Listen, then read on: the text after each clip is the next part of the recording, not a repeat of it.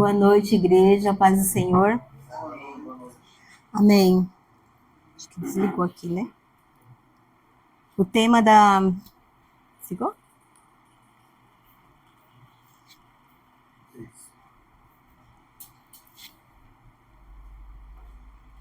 O tema da ministração é Mantenha a Esperança. O texto está em Atos, no capítulo 27. E essa palavra ela já está no meu coração já tem alguns meses, quando Deus falou comigo nesse texto. E hoje quero compartilhar com vocês.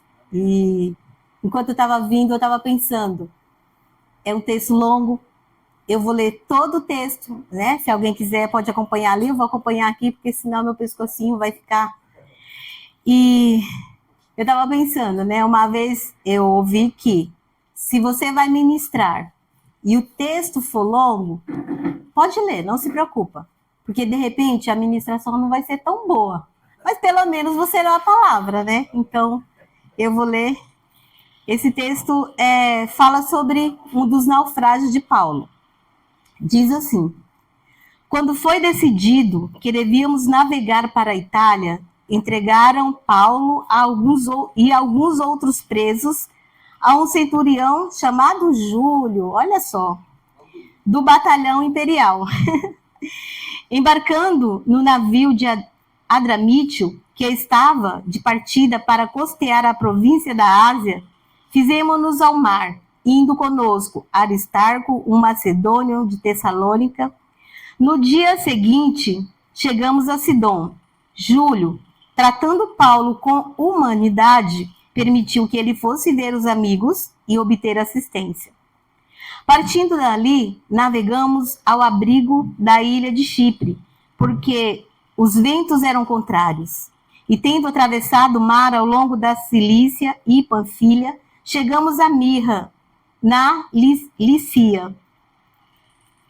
E tendo atravessado, nesse porto, o centurião encontrou um navio de Alexandria, que estava de partida para a Itália, e nos fez embarcar nele. Navegamos vagarosamente muitos dias. Foi com dificuldade que chegamos às imediações de Cnido, não nos sendo permitido prosseguir por causa dos ventos contrários. Navegamos ao abrigo de Creta, na altura da Salmona. Costeando a ilha com dificuldade, chegamos a um lugar chamado Bons Portos, perto do qual estava a cidade de Lacéia. Depois de muito tempo, tendo se tornado a navegação perigosa, e já passando o tempo do dia do jejum, Paulo os aconselhou, dizendo: senhores, vejo que essa viagem vai ser trabalhosa, com dano e muito prejuízo, não só da carga e do navio, mas também da nossa vida. Porém, o centurião dava mais crédito ao piloto e ao mestre do navio do que ao que Paulo dizia. Não sendo o porto próprio para invernar, a maioria deles era de opinião que deveriam partir dali, para ver se podiam chegar a Fenícia e aí passar o inverno, visto que ser um porto de Creta, que olha para o noroeste e para o sudoeste.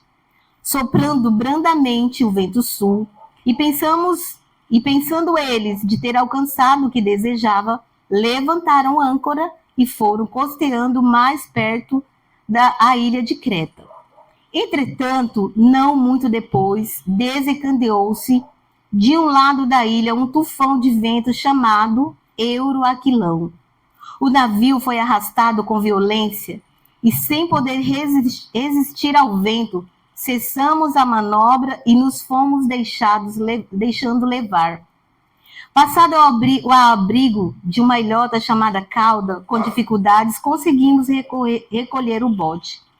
Tendo içado o bote, os marinheiros usaram de todos os meios para reforçar o navio com cabos de segurança.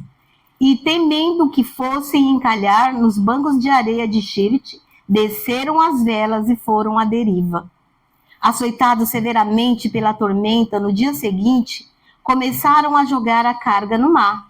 E no terceiro dia, nós mesmos, com as próprias mãos, lançamos ao mar a armação do navio, e não aparecendo havia já alguns dias, nem sol, nem estrelas, caindo sobre nós grande tempestade, dissipou-se, afinal, toda a esperança de salvamento. Havendo todos estado muito tempo sem comer, Paulo, pondo-se em pé no meio deles, disse: Senhores, na verdade era preciso terem me atendido e não partida de Creta para evitar esse dano e perda. Mas agora aconselho que tenham coragem, porque nenhuma vida se perderá, mas somente o navio. Porque essa mesma noite um anjo de Deus, a quem pertenço e a quem sirvo, esteve comigo, dizendo: Paulo, não tenha medo. É preciso que você compareça diante de César. E eis que Deus, por sua graça, lhe deu todos os que navegam com você. Portanto, senhores, tenham coragem, pois eu confio em Deus que tudo vai acontecer conforme me foi dito. Porém, é necessário que sejamos arrastados para alguma ilha. Quando chegou a 14ª noite, sendo nós abatidos de um lado para outro do mar Adriático, por volta da meia-noite os marinheiros pressentiam que se aproximava de alguma terra. E lançando a sonda, viram que a profundidade era de 36 metros. Passando um pouco mais adiante, tornando a lançar a sonda, viram que a profundidade era de 27 metros. E receosos que fôssemos atirados contra lugares rochosos, lançaram da polpa 4 âncoras e oravam para que rompesse o dia. Nisto, os marinheiros tentaram escapar do navio. Arriaram o bote ao mar, a pretexto queriam largar âncoras da proa. Paulo disse ao centurião e aos soldados: se esses não permanecerem a bordo, vocês não poderão se salvar. Então os soldados cortaram os cabos do bote e deixaram afastar-se. Enquanto amanhecia, Paulo rogava a todos que se alimentassem, dizendo: hoje é o 14º dia em que, esperando vocês, estão sem comer, não tendo provado nada. Por isso, peço que comam alguma coisa, pois disto depende a sobrevivência de vocês. Porque nenhum de vocês se perderá, nem mesmo um fio de cabelo. Tendo dito isto, pegando o pão, deu graças a Deus na presença de todos, e depois de o partir, começou a comer. Todos ficaram mais animados e puseram-se também a comer. Estavam ao navio 276 pessoas ao todo. Refeitos com a comida, aliviaram o navio, jogando o trigo ao mar. Quando amanheceu, não reconheceram a terra, mas avistaram uma enseada onde havia uma praia. Então consultaram entre si e se não podiam encalhar ali o navio. Cortados os cabos das âncoras, deixaram que ficassem no mar. Soltaram também as amarras e o leme, e alçamos a vela de proa ao vento, dirigiram-se para a praia, dando, porém, num lugar onde 2 correntes se encontravam. Encalharam ali o navio, e a proa encravou-se e ficou imóvel, mas a polpa se despedaçava pela violência das ondas. Ao parecer dos soldados, era que os presos deviam ser mortos, para que nenhum deles fugisse nadando. Mas o centurião, querendo salvar a Paulo, impediu-os de fazer isso, ordenou que os que soubessem nadar fossem os primeiros a se lançar no mar e alcançar a terra. Quando os demais se salvassem, uns em tábuas, outros em destroços do navio, e assim que todos se salvaram em terra. Amém? Senhor, a ti toda a honra, toda a glória, todo o louvor. Espírito Santo de Deus, nós te pedimos, fala conosco nessa noite, através da tua palavra. É o que nós te pedimos, em nome de Jesus. Amém. No final de novembro, começo de novembro, eu fiquei sabendo que eu ia sair de férias dezembro, né? E aí eu comecei a perguntar para Deus, Senhor, eu quero visitar minha família, será que eu vou, será que eu não vou? E aí o que que vem? Essa palavra. E eu falei, Senhor, e agora? O Senhor quer que eu vá? O Senhor quer que eu não vá? Né? Mas o Senhor foi colocando paz no meu coração. Porque se tem uma coisa que eu faço quando eu vou tomar uma decisão, eu pergunto para o Senhor, Senhor, se é para eu fazer, coloca paz no meu coração. Se Deus não colocar paz, então eu nem vou, porque eu sei que não vai sair coisa boa. E aqui nós vemos mais uma história de navegação, porque na Bíblia tem muitos textos de naufrágio. Só Paulo, acho que foi 3 naufrágios que ele sofreu, né? Então ele já estava meio que perito em naufrágio. E Paulo, ele tinha uma certeza no coração dele. Se Deus permitiu que ele estivesse ali e se ele tinha um lugar para chegar, ele sabia que ele ia chegar independente do que tivesse que acontecer. E muitas vezes na nossa vida é assim também. A gente tem que ir para alguns lugares, tem que tomar algumas decisões. E o importante é perguntarmos ao Senhor. O texto diz que Paulo, ele orou a Deus. E quando Paulo viu, né, começaram ali aquela viagem, de repente os ventos começaram a ficar contrários, chegando num determinado lugar, mesmo Paulo ali, em Júlio, tendo se aproximado de Paulo, até por respeito, talvez, por conhecer a história dele, né? Paulo falou, olha, não vamos prosseguir essa viagem, porque se a gente for, vai ser dano para o navio e até para as nossas vidas. Mas o Júlio, ele confiou em quem? Poxa, o piloto do navio é experiente, o mestre é experiente. Se eles estão falando que dá para ir, então eu tenho que chegar, eu tenho um objetivo, eu tenho um lugar para ir, vamos continuar. E nós lemos no texto que inúmeras situações aconteceram, né? 14 dias sem comer, né? Em jejum, em oração, na tempestade. Eu não sei se vocês já atravessaram literalmente uma tempestade, não, digamos, numa viagem, mas em um determinado lugar. É assustador, né? Principalmente uma tempestade de raios. É lindo, eu acho lindo, mas é muito assustador, não é verdade? Agora imagina em alto mar, só vento, né? Relâmpago, chuva e poxa vida. E agora? Paulo diz no texto que a esperança de salvamento ela ia como? Se dissipando, porque eram muitos dias. E Paulo ali naquela certeza, quando aqueles marinheiros eles já estavam ali sem esperança nenhuma, quando eles achavam que era o fim, que a morte estava ali, Paulo falou, olha, amigos, amados irmãos, tenham esperança, renovem sua esperança, porque o Deus que eu sirvo me visitou essa noite e ele me falou que nenhuma dessas vidas irá perecer. Somente o navio haverá perda, sim, mas só da carga do navio. Mas todas as vidas que estão aqui alcançarão a terra firme, porque Deus falou. E eu conheço o Deus que eu sirvo. E eu sei que vai acontecer exatamente assim. E Paulo, o tempo todo, no meio daquele naufrágio, ele tentava animar aqueles marinheiros, tentava encorajar.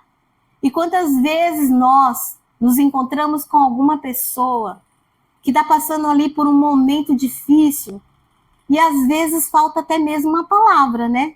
Para a gente chegar e trazer ali uma palavra de ânimo que possa ali renovar as esperanças, a força daquela pessoa.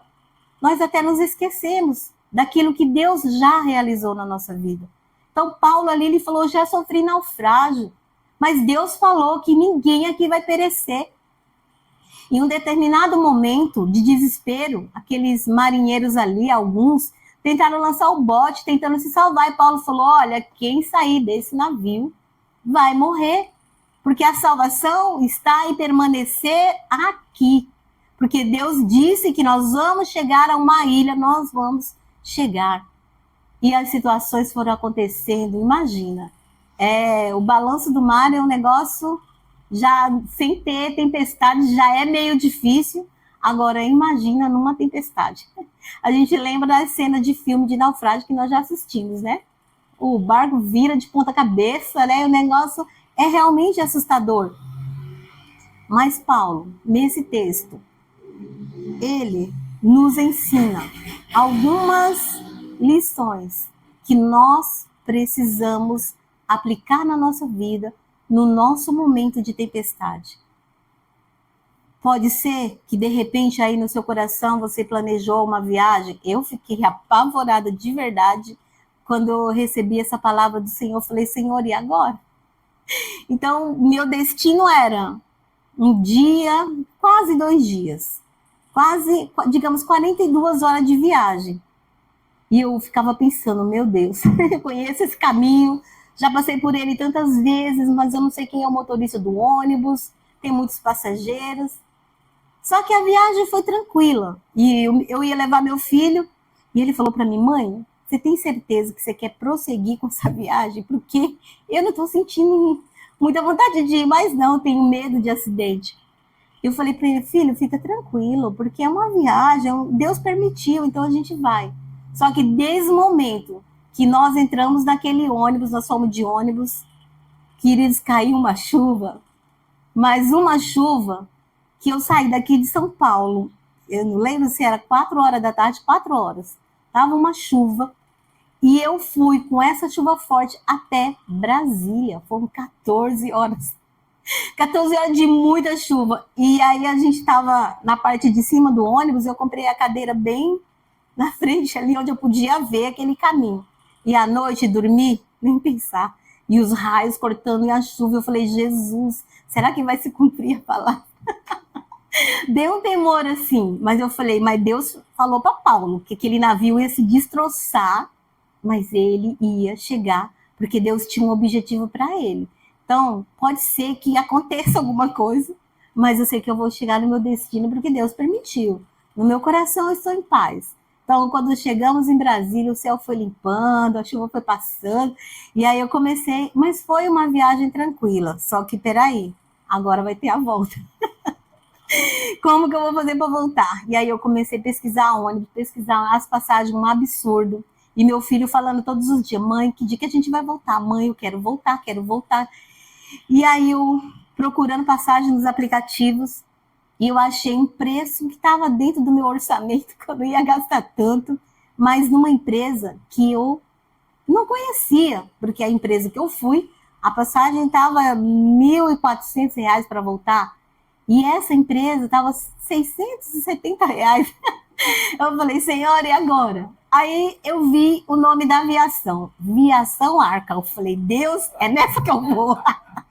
É nessa que eu vou, Jesus. Comprei a passagem. Quando o aplicativo lá comprei, quando o moço ligou para mim para confirmar as poltronas, aí bateu aquele desespero. Meu Deus, e agora? É um ônibus que eu não conheço, uma empresa que eu nunca ouvi falar. E aí hoje com o Google a gente meio que se desespera mais ainda, né? Porque eu comecei a pesquisar a empresa. E eu não achei no Google, gente, só a empresa de 20 anos atrás. Falei, Jesus, ninguém viaja nessa empresa, o que eu vou fazer? E aí eu falei, não, Senhor, mas o Senhor é aquela palavra, ficava ali, né? Falei, não, Deus, mas amém. Se o Senhor permitiu que é na arca, mesmo que ela sumiu do Google, eu vou nela. E aí foi chegando o dia da viagem, o desespero foi aumentando mais ainda.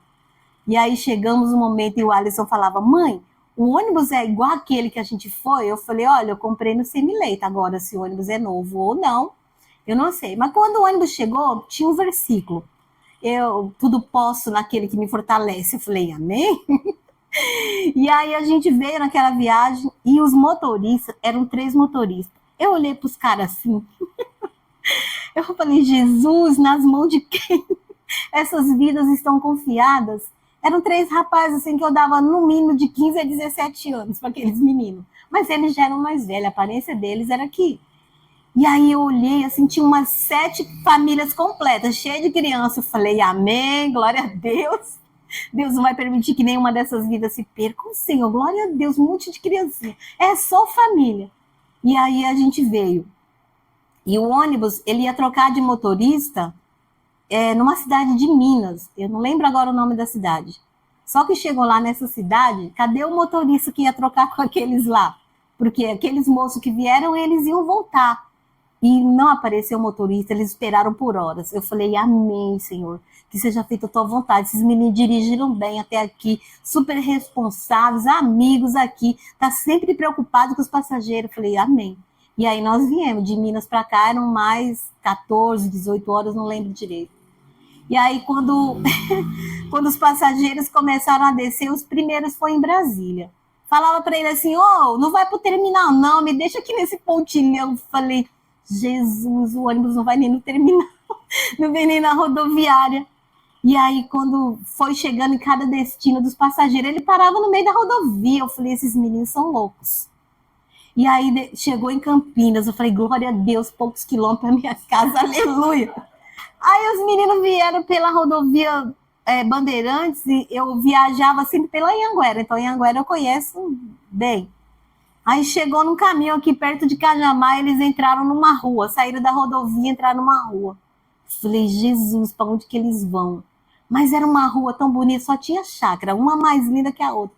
E eu falei, eles estão perdidos. A previsão de chegar em Osasco era 7 horas da manhã, eu vou chegar aqui, ó. Já falei para meus filhos que daqui a pouco estou em casa. E agora? Mas ali eu estava em paz no meu coração, por quê? Eu entendi que se Deus permitiu que aqueles meninos entrassem naquela rua, e demorou, porque eles foram num caminho até chegar numa rua sem saída, eles tiveram que voltar novamente para a rodovia. E no meu espírito era, nesse momento que eles tomaram essa rua errada, Deus está dando um livramento. Naquele momento ali, eu pude chegar em Osasco, quando eu entrei no trem, falei, glória a Deus. O trem é mais difícil, né? Eu vou chegar na minha casa. Mas assim, contando essa parte para vocês, essa palavra ficou no meu coração. E o que nós aprendemos com esse naufrágio? É que existem, né, quando a tempestade vem sobre as nossas vidas, nós precisamos ter algumas certezas. A primeira delas é que nós precisamos ouvir conselhos. Por que eles perderam tudo? Porque chegou um determinado momento, Paulo falou para eles, olha, vamos parar por aqui, vamos deixar passar, não vamos prosseguir nessa viagem, olha, não vai ser legal, vai ter dano para a carga, para o navio e até para as nossas vidas. O Júlio quis ouvir? Não. Ele preferiu, falou, não, o piloto, o marinheiro, ele entende de tudo, ele é experiente, vamos seguir, dá para seguir. Só que aí os ventos foram aumentando, a tempestade foi chegando, e de repente eles tiveram que lançar tudo fora. Sem contar o quê? Que eles oravam e jejuavam o tempo todo. Porque o texto diz que eles jejuaram por 14 dias. Então são 14 dias de muita oração. O tempo todo clamando por socorro. E muitas vezes, algumas situações acontecem na nossa vida porque nós não ouvimos conselho. Às vezes a gente até pergunta para o Senhor, Senhor, é para mim prosseguir? E às vezes não, eu quero ir, eu vou e pronto. De repente chega aí o pastor, né? Uma pessoa que fala, olha, não vai por aí, não vai dar certo. Olha, não é isso que Deus tem para você. Mas muitas vezes nós insistimos em desobedecer a palavra de Deus. E o que acontece? Quando vemos, já estamos no meio da calamidade, no meio de uma destruição, algo que vem para nos abater mesmo. Segundo, nós precisamos nos livrar dos excessos. Aqueles marinheiros, no momento de desespero, o que eles fizeram? Começaram a jogar tudo fora. Basicamente, eles desmontaram o navio, jogaram massa, jogaram isso, jogaram tudo fora. E muitas vezes, quando nós estamos num momento assim de tempestade, de dificuldade, nós precisamos lançar algumas coisas fora, aliviar. Quantas vezes Deus fala? Deus falou para aqueles, olha só, Paulo, tudo vai se perder, menos as 276 vidas. E às vezes, na nossa vida, nós temos que perder algumas coisas para que nós não percamos a nossa própria vida. E nós não gostamos de perder, pelo menos eu. gosto de perder. Eu sei que tem momentos que eu preciso perder. Tem perdas na nossa vida que não são perdas, são ganhos. E a gente não entende. Mas, Senhor, por que o Senhor tirou isso? Por que o Senhor tirou? Mas por que o Senhor? E nós, muitas vezes, Deus está falando, olha, para que você está ansioso? Coloca nas minhas mãos a tua ansiedade, a tua inquietação, o que está perturbando o teu coração. Se livra desse excesso. Você, com as suas preocupações, você não vai conseguir chegar a lugar nenhum. Mas coloca nas minhas mãos e deixa que eu te guio. E o que a gente faz? Tá bom, Senhor, mas ao mesmo tempo que você entrega, você pega tudo de volta. E aí as coisas ficam muito piores. Então, se livre dos excessos. Permita que Deus cuide da sua vida. Amém?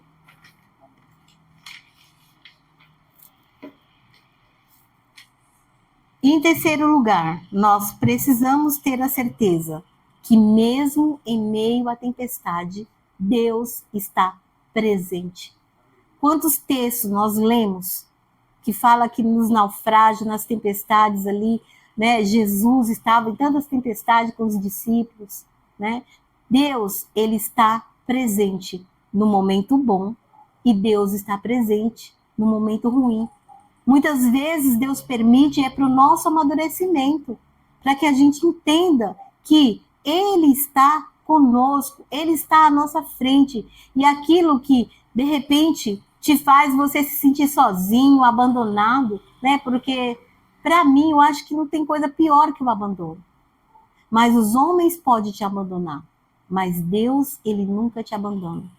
Pode ser aquela pessoa que você depositou a tua confiança, a tua esperança, você achou é assim, vai dar certo, é dessa vez. E aí, quando você menos espera, a pessoa vai embora, né? Larga, deixa ali, às vezes com uma dívida, às vezes com uma situação de enfermidade, né? E aí você se vê sozinho. Não. Deus, ele está cuidando. Eu sou testemunha do quanto Deus tem cuidado da minha vida. No tempo em que eu achei que as minhas esperanças ali se esgotaram, que parecia que não tinha mais saída, mas Deus, ele se mostrou mais presente ainda na minha vida. E eu escolhi o quê? Me aproximar ainda mais do Senhor. E só eu sei o que ele tem realizado. Então, no momento do desespero, tenha essa certeza que o Senhor, ele está presente. Você não está passando por essa luta sozinho. Você não está passando por essa tempestade sozinho. Deus, ele está te vendo, ele te conhece, ele sabe do teu coração. E ele está afirmando, pode se perder algumas coisas, mas a tua vida está sendo preservada. Salmo 121 diz que no momento do desespero, olha o que nós devemos fazer. Versículo 1 a 4. Elevo os meus olhos para os montes, de onde virá o meu socorro? O meu socorro vem do Senhor, que fez o céu e a terra. Ele não permitirá que os seus pés vacilem, não dormitará aquele que te guarda, você que guarda você. É certo que não dormita, nem dorme o guarda de Israel. No Salmo 30, a segunda parte do versículo 5 diz: o choro pode durar uma noite, mas a alegria vem pela manhã. Em meio ao desespero, nós precisamos permanecer posicionados. Paulo não vacilou na sua fé, ele tinha paz, ele partiu o pão, ele deu graça, distribuiu àqueles homens e os fortaleceu. Deus disse: tenham esperança. Paulo afirmou o tempo todo: não desanima, renova suas forças, tenham esperança, Deus não vai permitir que nenhum se perca. Amém? Hebreus, no capítulo 6, versículo 19, diz que temos essa esperança por âncora da nossa alma. A nossa esperança é a âncora da nossa vida. O texto diz que em alguns momentos aqueles marinheiros começaram a lançar as âncoras. Em alguns momentos de tempestade na nossa vida, nós precisamos lançar as âncoras. E quais são?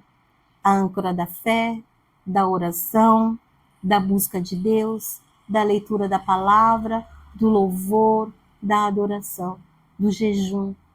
No momento difícil, é o momento que nós mais precisamos depositar a nossa esperança e a nossa confiança em Deus.